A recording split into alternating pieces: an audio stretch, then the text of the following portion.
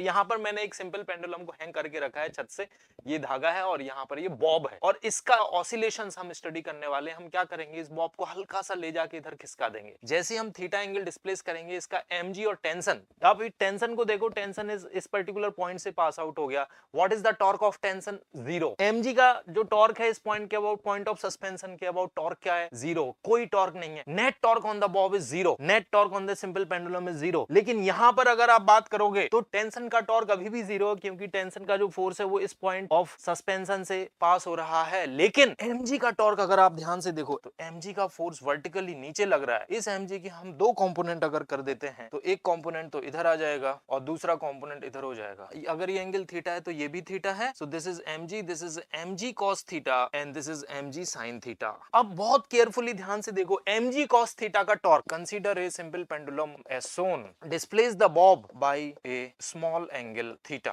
Torque of tension 0, torque of mg cos theta is 0 and torque of mg sin theta is equal to mg sin theta into length L। तो अब आप ध्यान से देखो, यहां पर एक नया टर्म आपके सामने आएगा, वो है restoring torque. This restoring torque is equal to mg sin theta into length L. Due to this restoring torque, the bob will come back to the mean position. और जब तक ये रिटर्न बैक होके आएगा तो इस मीन पोजीशन पे यहाँ पे इसकी वेलोसिटी हो जाएगी कुछ, और वेलोसिटी की वजह से वो इधर चला जाएगा, और इधर जाएगा तो रीस्टोरिंग टॉर्क इसको वापस से इधर लेके आएगा।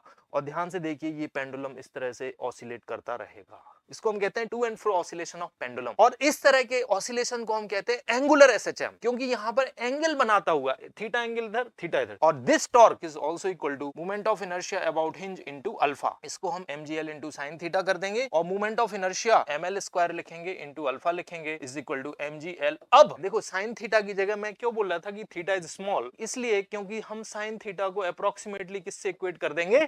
थीटा से इक्वेट कर देंगे। हम थीटा ले लेंगे तो यहां पर जो sin थीटा है it will become theta. m से m कट गया, l से l कट गया, तो ये बन जाएगा alpha is equal to g upon l to theta. तो अल्फा यहाँ पे g बाई एल थीटा आ गया।